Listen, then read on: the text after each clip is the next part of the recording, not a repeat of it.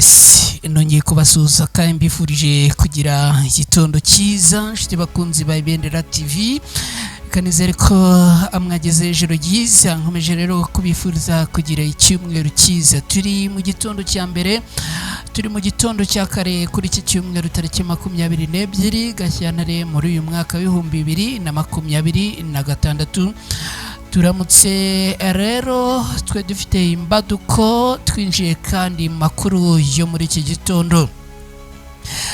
Twinjiye cyase duhereye muri Repubulika Iharanira Demokarasi ya Kongo ahitwa Kavumu, haravugwa imirwano ikomeye hagati y'abarwanyi ba Alliance Fleuve Congo M23 na FARDC bafatanyije na Wazalendo ndetse n'abarimo igisirikare cy'u Burundi. Turanyarukirayo turebere hamwe uko ibi byifashe. Muri aya makuru kandi ndaza kukujyana mu gihugu cy'u Burundi ahitwa Muhanga, haturikiye gisasu gikomeye cyane. Biravugwa ko abantu bagera kuri 2 bamaze gutabwa muri yombi.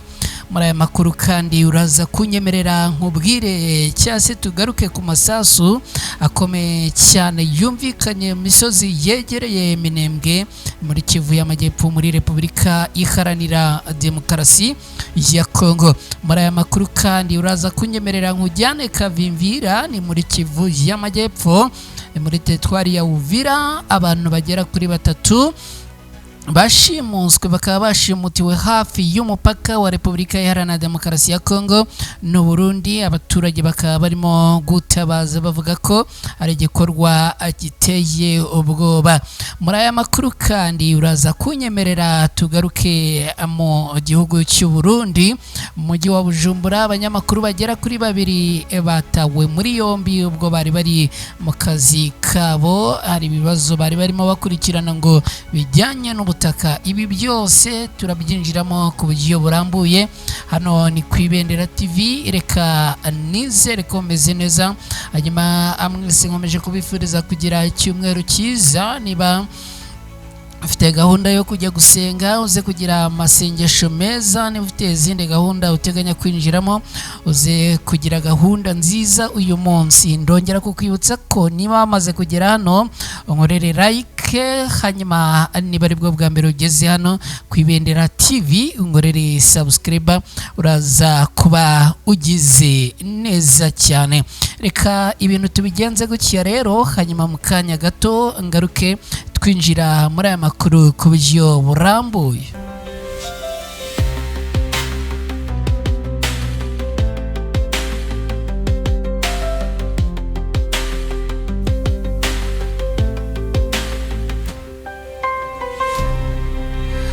Yes, twinjiye muri aya makuru rero ku buryo burambuye. Abantu muherereye mu bice bitandukanye twongeye kubaha ikaze.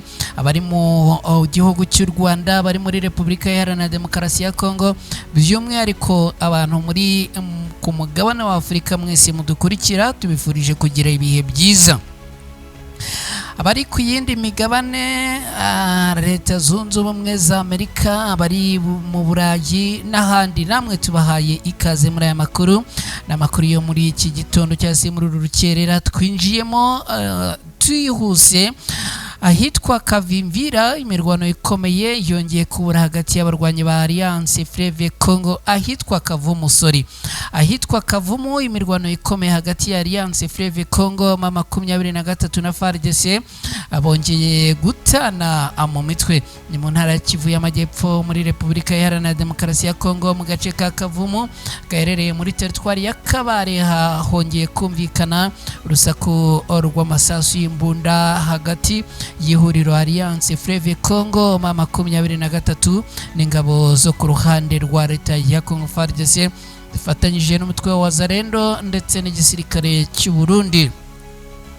Amakuru aturuka mu baturage baherereye ahangaha ndetse n'abayobozi bo mu nzego zibanze agaragaza ko imirwano yatangiye mu gitondo cyo ku munsi w'ejo ikagabanuka mu masaha y'igicamunsi, ariko na mu gitondo cyase mu ijoro ngo hakaba hongeye kumvikana amasasu menshi bundi bushya. umwe mu baturage batuye ahitwa Katana mu birometero bike uvuye ku kibuga cy'indege cya Kavumu yavuze ko urusaku rw'amasasu menshi rwumvikanye kuva mu gitondo cyo ku munsi w'ejo rugakomeza umunsi wose kugeza mu masaha y'umugoroba. Yagize ati imirwano yatangiye nyuma yuko umwe mu barwanyi ba Wazalendo avanywe mu kigo nderabuzima aho yararwariye. Nyuma y'amasaha make amasasu yatangiye kumvikana kuva Katana kugera Kavumu. Urusaku rw'amasasu rwari rwinshi cyane. Ku gicamunsi habayeho agahenge gatoya ariko ngo ahagana ku isaha 11 z'umugoroba ubwo ni ku munsi w'ejo saa 11 n'igice z'umugoroba ngo imirwano yongeye kubura bundi bushya kandi iza ari imirwano ngo yongereye imbaraga zikomeye cyane. Andi makuru aremeza ko ahagana ku isaha 12:40 z'ijoro nabwo angongeye kubera imirwano ikomeye. Wazalendo FDLR na FARDC ngo bari bamaze kongera umubare munini w'abarwanyi mu isoko rikuru rya Kavumu. Bigaragaza ko impande zombi zari mu myiteguro yo gukomeza imirwano ikomeye cyane. Ibintu bivugwa yuko no ku isaha 10 za mu gitondo kuri uyu munsi aha n'ubundi ngo hongeye kumvikana urusaku rw'amasasu. Nyuma yaho n'ubundi bivugwa ko barwanya ba Alliance Fleuve Congo 23 basubije nyuma uruhande rwa leta ya Congo, abarundi ngo bagahungira mu ishyamba. Iyi mirwano yahungabanije bikomeye urujya n'uruza ku muhanda uhuza umujyi wa Bukavu na Kavumu ndetse no mu duce tuhakikije. Abaturage benshi bahisemo kuguma mu ngo zabo kubera ubwoba bw'amasasu. Alliance Fleuve Congo 23 imaze kwigarurira ibice byinshi birimo n'imijyi ikomeye nka Goma, Bukavu n'indi yo mu burasirazuba bwa Repubulika Iharanira Demokarasi ya Congo. Ibi bikaba ari bimwe rero mu bikomeje gutuma abarwanyi bo ku ruhande rwa leta ya Congo bakomeje kugaba ibitero byinshi kandi bikomeye bifuza cyangwa se bagamije kongera kwisubiza ibi bice. Ku ruhande rwa Wazalendo na FARDC n'iyi mitwe yindi irwana ku ruhande rwa leta ya Congo ngo baravuga yuko n'ubundi bashaka kongera kwigarurira ibi bice bambuwe n'abarwanyi ba Alliance Fleuve Congo 23. Icyakora imikoranire n'imitegekere y'iyi mitwe itandukanye bitewe n'uturere ikoreramo bikaba byongera bukana n'urusobe rw'amakimbirane muri ibi bice. Teritwari ya Kabare cyane cyane agace ka Kavumu gafite akamaro kanini mu by'ubukungu n'ingendo bitewe n'ikibuga cy'indege gihari, ibintu bituma aha haba ahantu h'ingenzi mu igenzura ry'umutekano n'ibikorwa bya gisirikare. Abarwanyi bo ku ruhande rwa leta ya Congo bakaba bavuga yuko bashaka kongera kwisubiza iki kibuga cy'indege, bityo mu gihe Kisangani akomeje kugabwa ibitero ku kibuga cy'indege cyaho nibura ngo aba barwanyi bakaba babasha gukoresha iki kibuga cy'indege cya Kavumu bagurutsa drone zabo mu bice bitandukanye byo muri Kivu y'Amajyepfo muri Repubulika Iharanira Demokarasi ya Congo. Mu gihugu cy'u Burundi ahitwa Muhanga hatewe ibisasu, abantu bagera kuri 2 bamaze gutabwa muri yombi. Mu karere ka Muhanga mu ntara ya Butanyerera mu gihugu cy'u Burundi habaye igikorwa gikomeye cyane. Ni igikorwa cyabaye mu ijoro, bikaba rero ngo byagize ingaruka zikomeye ku mutekano w'abaturage bo mu gace kahitwa Gikomero. Amakuru aturuka mu nzego z'umutekano avuga ko kuwa 19 Gashyantare muri uyu mwaka w'2026 abantu bateye ibisasu. Hanyuma rero kugeza ubu ngubu ngo abakekwaho kugira uruhare muri ibi bikorwa byo gutera ibisasu byahitanye abantu barimo umugore wapfuye nyuma yo gukubitwa n'iki gisasu ngo abamaze gutabwa muri yombi. uwo mugore wishwe n'iki gisasu witwa Beatrice Nijimbere ngo yapfiriye aho yaratuye nyuma yuko igisasu gituritse hafi aho ngaho mu masaha y'isa moya z'ijoro. Amakuru atangwa n'abayobozi b'inzego z'ibanze avuga ko uwo mugore atari we wenyine kubera yuko ngo iki gisasu n'ubundi ngo cyari kigambiriye undi muntu wari kumwe nawe, ariko ngo gihitana uwo mugore kubw'impanuka ngo niwe wenyine watakaje ubuzima. Inzego z'umutekano zatangaje ko iki gikorwa cyakozwe mu buryo bunyuranije n'amategeko kandi ko iperereza rikomeje kugira ngo hamenyekane neza abagikoze n'impamvu cyakozwe.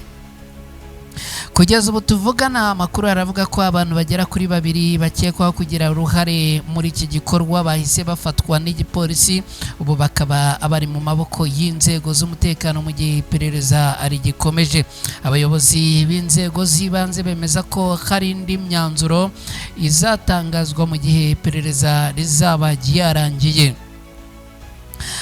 Amakuru kandi avuga ko undi muturage nawe ngo yaba yarapfuye azize inkongi y'inzu mu gace kamwe aha Gikomero. Uyu nawe ngo akaba yaratwikiwe n'abagizi ba nabi. Icyateye iyi nkongi ntikiramenyekana neza, ariko inzego z'umutekano zikavuga yuko ngo iperereza ryatangiye, ndetse bikaba bivuga yuko ngo uyu nawe yaba yaratwikiwe na bamwe mu bagizi ba nabi. Abaturage bo muri aka gace rero bakaba bavuga ko ibi byabaye byabateye ubwoba, ndetse ngo bafite n'impungenge zikomeye ku bikorwa nk'ibi by'ubugome n'ubwicanyi bikomeje kubibasira. Abayobozi b'akarere ahangaha bakaba basabye abaturage gukomeza gutanga amakuru mu nzego z'umutekano no kwirinda kwiharira amakuru. Bemeza ko ubutabera buzagezwa ku babigizemo uruhare abari bo bose. Amasasu akomeye yongeye kumvikana mu misozi yegereye Minembwe, ni muri Kivu y'Amajyepfo muri Repubulika Iharanira Demokarasi ya Kongo. Mu gace ka Minembwe mu gitondo cya kare cyo kuri uyu munsi humvikanye amasasu menshi mu bice bitandukanye mu misozi ikikije aha Minembwe. Bivugwa yuko n'ubundi ngo abagabye ibi bitero bo ku ruhande rwa leta ya Kongo bari bagambiriye gutera ibisasu ku birindiro by'abarwanyi ba M23 na twirwaneho ku ruhande rw'ingabo za leta ya Kongo. Ngo ni igitero cyagabwe na FARDC, ingabo z'u Burundi na Wazalendo abari kumwe n'uruhande rw'abacanshuro. Abaturage bavuga ko amasasu yumvikanye guhera mu masaha y'isa 11 za mu gitondo, cyane cyane mu bice byegereye amashyamba n'imisozi ikikije Minembwe. Bivugwa ko impande zombi zakoresheje intwaro zoroheje n'iziremereye, bigatuma n'ubundi ahangaha abaturage bongera kugira ubwoba. Ingendo rero ngo zagabanutse, n'ibindi bikorwa bisa n'ibikomwe mu nkokora kubera aya masasu yongeye kumvikana muri ibi bice mu masaha ya mu gitondo. Reka twerekeze Kavimvira, turacyari muri Kivu y'Amajyepfo muri Repubulika Iharanira Demokarasi ya Kongo.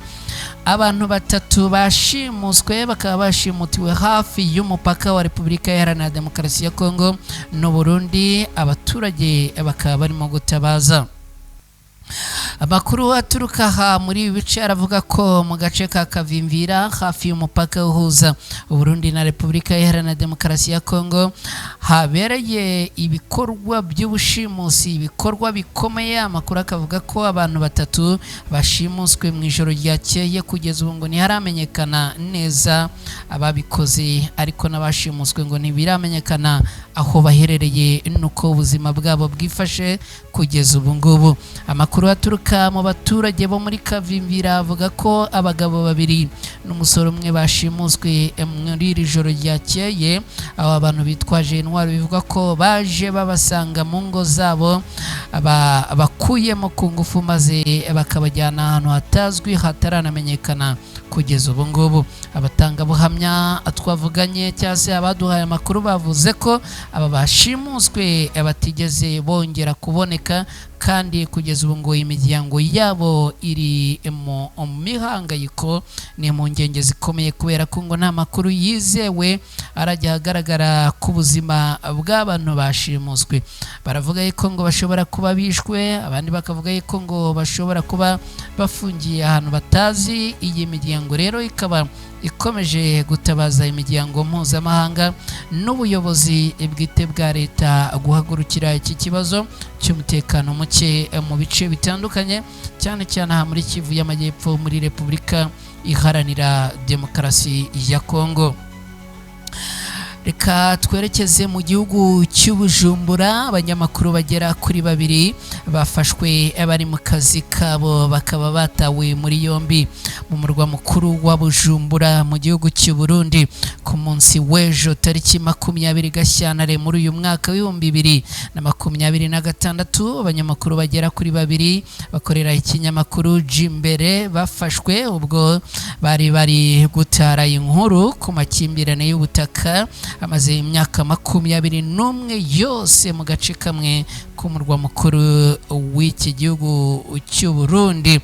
Abanyamakuru barimo umwe hakaba ari umunyamakuru w'itangazamakuru, n'undi akaba ari umufotozi, barimo bakora ubushakashatsi bwimbitse ku kibazo cy'ubutaka kimaze imyaka irenga 21 yose kitarabonerwa umuti, ubwo batungurwaga no gufatwa n'inzego z'umutekano z'igihugu zikabata mu maboko, ubundi ngo bakabatwara mu biro bishinzwe iperereza by'iki gihugu cy'u Burundi. Amakuru agaragaza ko abo banyamakuru bari bamaze igihe kinini bavuga ku mateka y'ubu butaka, uburyo urukurikirane rw'ibirego rukomeje kuba rwinshi, ariko ikijyanye n'umuti kikaba gikomeje kuba iyanga. Gukemura iki kibazo bikaba bikomeje kunanirana, nubwo inzego z'umutekano zitigeze zitangaza ku mugaragaro impamvu nyakuri yitabwa muri yombi y'abanyamakuru. Amakuru avuga ko abashimuswe bari mu kazi kabo kuko ngo bari gukora inkuru yerekeye amakimbirane y'ubutaka yaramaze imyaka myinshi adahabwa cyangwa se adakemurwa. Kugeza ubu rero impande nyinshi zikaba zirimo gutabariza aba banyamakuru, aho umuyobozi wa Jimbere yavuze ko hafashwe aba banyamakuru ngo abafashwe bari mu kazi kabo. Ibi rero ngo bikaba ari ukubangamira ubwisanzure n'ubusugire bw'itangazamakuru. Si ubwa mbere kandi twababwiye n'abandi banyamakuru bafashwe ubwo barimo gukurikirana inkuru mu minsi ishize. Ibi nabyo twabigarutseho mu makuru yacu, ngira ngo ni ku munsi w'ejo niba atari ku munsi w'ejo bundi. Hanyuma rero ibijyanye n'abanyamakuru n'ubwisanzure bw'itangazamakuru muri iki gihugu cy'u Burundi bikaba bikomeje kuba iyanga. Ngibyo rero ko byifashe. Ndakwibutsa ko aha ari Kwibendera TV, nitwa Umukada. Niba wamaze kugera hano nkorere like yawe uraza kuba ugize neza. Niba ari bwo bwa mbere ugeze hano Kwibendera TV nkorere subscribe uraza kuba ugize neza cyane. Reka rero nongere mbashimire cyane mwe mwabanye natwe muri aya makuru. Nshimire kandi wowe wakoze subscribe hano Kwibendera TV, nshimire kandi nawe ugiye kubikora, nshimire wowe wakoze like muri aya makuru. Hanyuma rero mwese mugire umunsi mwiza, mugire icyumweru cyiza, abagiye mu kazi muhaye kandi muronke. Natwe gahunda za Ibendera TV zirakomeza. Bye, ciao ciao.